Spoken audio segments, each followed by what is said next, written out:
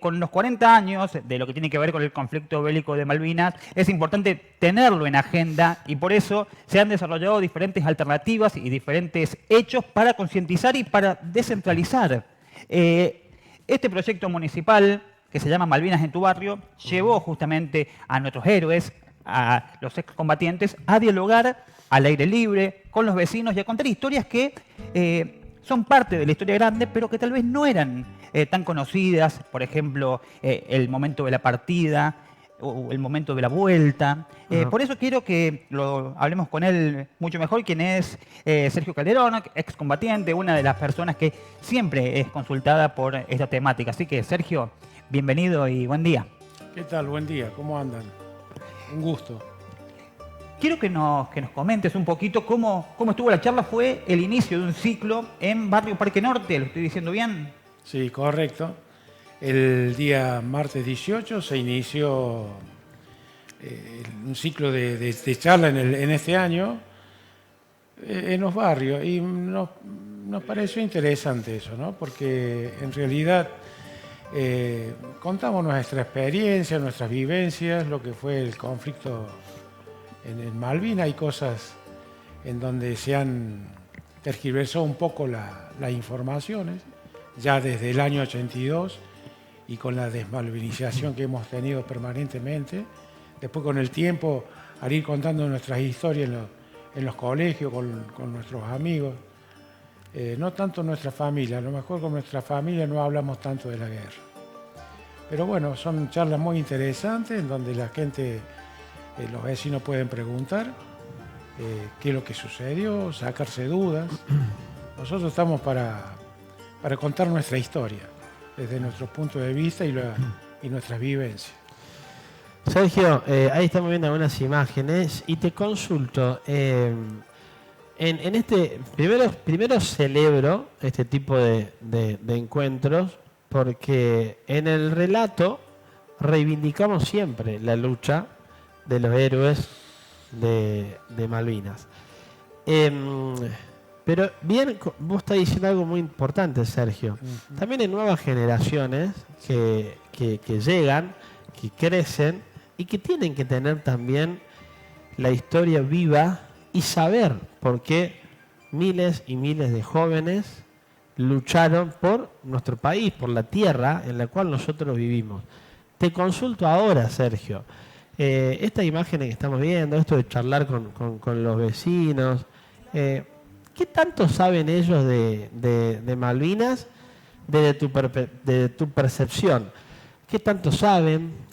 ¿Pensás que hay que contar mucho más lo que ha sucedido con Malvinas en este tipo de charla más amena, más informal? ¿Se interiorizan? ¿Quieren saber? ¿Cómo lo vivís vos, Sergio?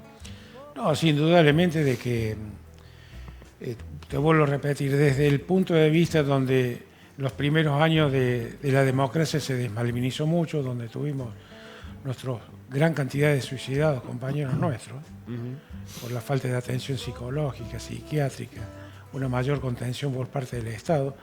Nuestra contención éramos nosotros mismos y nuestra familia. Claro. Y la gente se interioriza de las vivencias porque se cuentan anécdotas, se cuentan cosas de la guerra, pero a ciencia cierta de lo que hemos vivido, lo que hemos sufrido la guerra, se saben un poco y otro tanto no. Entonces, las preguntas están justamente direccionadas a ese punto de vista en donde nosotros les damos nuestra vivencia, nuestra parte histórica, en donde, por ejemplo, que el general Moore estaba a punto de volverse antes del 14 de junio, en donde le dice el comando a la señora Margaret Thatcher que ellos estaban en condiciones iguales o peores que nosotras, en donde le presentan un papel al general Menéndez en Malvinas, en donde pone la palabra que se tenía que rendir incondicionalmente. A lo que el general Moore le responde el general Menéndez le responde que incondicionalmente no se rinde ante nadie. A todo esto entonces se retira la palabra rendición incondicional, hay un alto el fuego y un retiro de tropas, que fue lo que sucedió el día 14. Teniendo en cuenta que el día 13 nos reúnen en el grupo nuestro, diciéndonos que teníamos que enterrar nuestras banderas para que no las lleve el enemigo. Y el 14 de junio entregamos nuestras armas ahí cerca entre Puerto Argentino y el aeropuerto de Puerto Argentino. Esas son las cosas que a veces no se saben, como fue el Tratado de Madrid en febrero de 1990, con el entonces presidente Carlos Menem y el ministro que era Domingo Cavallo, donde en ese pacto se entregan un montón de regalías en el sur, que eran parte de nuestro patrimonio, y porque la guerra de Malvinas en sí nunca fue pagada. Los perjuicios ocasionados al enemigo nunca fueron pagados, pero se fueron entregados parte de nuestras reservas en el sur, ¿no? Quiero aprovechar, Sergio, también para consultarte porque más o menos en febrero fue cuando se empezaron a caldear los ánimos y más o menos el inicio de un mes como este fue donde ustedes se fueron enterando, se fueron apersonando. ¿Cómo fue tu experiencia? Quiero saber si podemos hablar de eso, si sabías manejar armas, si sabías a dónde tenías que ir, si tenías una preparación previa, cuestiones de las que mucho se habla, pero tal vez directamente con un testimonio no la tenemos. No, sí, yo en mi caso, hice el servicio militar en 1981. El 6 de febrero del 82 me dan de baja, me vengo a Villa María de baja, sin el documento que lo tenía el ejército en ese momento, el regimiento, el 25, donde hice el servicio militar en Sarmiento, en Chubut. Y el 29 de marzo, dos días antes, recibo un telegrama que tenía que incorporarme nuevamente en Río Cuarto, porque tenía que ir a la guarnición, a donde yo había prestado servicio militar. A todo esto no teníamos ni idea que íbamos, no sabíamos que íbamos. El 1 de abril, el 29, nos incorporan en Río Cuarto, tomamos en colectivo rumbo al sur. El 1 de abril nos cruzamos a la noche con una columna militar, que después nos enteramos de que esa era la columna que iba a recuperar Malvinas. Llegamos al regimiento, estaba prácticamente vacío. Y la madrugada del 2 de abril nos enteramos de que se había recuperado Malvinas. Entonces forman distintos pelotones de combate, en donde yo quedaba afuera. Iban un montón de compañeros míos, amigos de Villa María, Helio Grande, Guillermo Gutiérrez, que eran de la clase 62. Y piden 3 voluntarios para terminar el pelotón antitanque. Levanto mi mano junto a 2 compañeros. Y bueno, ahí llego a Malvinas. Yo llegué el 11 de abril, que era domingo de Pascua. El Viernes Santo hicimos práctica de tiro en el polígono. Nos encolumnamos, fuimos a Comodoro Rivadavia. Nos llevaron en avión, llegamos a la madrugada, a la noche, casi madrugada a Malvinas. Nos bajaron en Puerto Argentino, estuvimos a un costado de la ruta con todos nuestros bolsones, hacía mucho frío. Y bueno, nos llevaron después sería un laboratorio a la entrada de Puerto Argentino, en donde nos dan algo caliente, unas galletitas, y ahí empezó nuestro derrotero, formando distintas...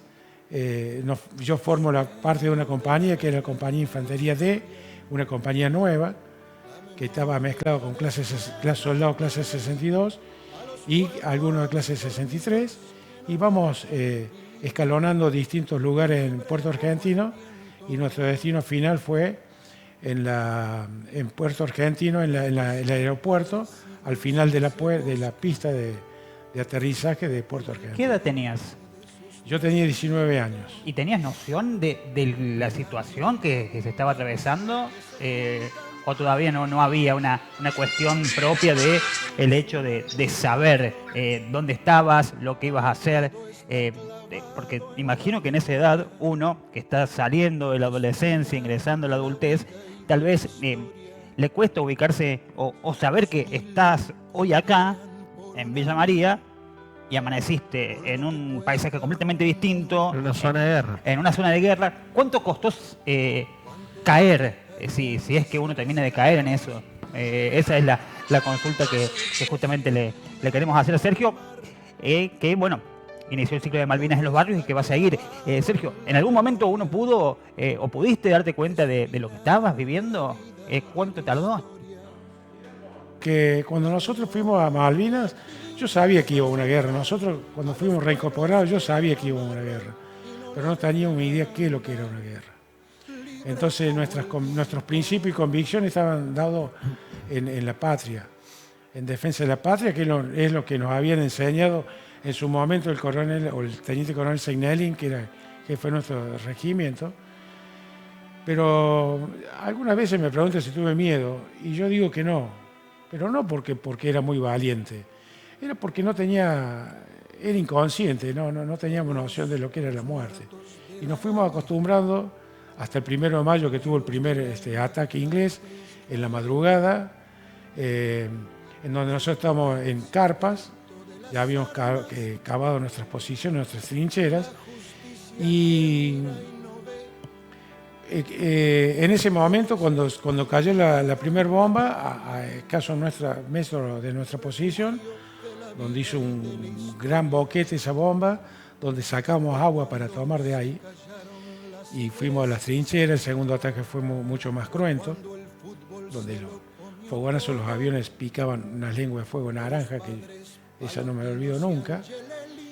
Y bueno, empezamos a vivir la guerra y a convivir con los ruidos de las bombas, los cañoneos, los misiles que salían de una posición atrás nuestro, las antiaéreas, las alertas rojas. Esos son los ruidos, los olores que nunca te olvidas.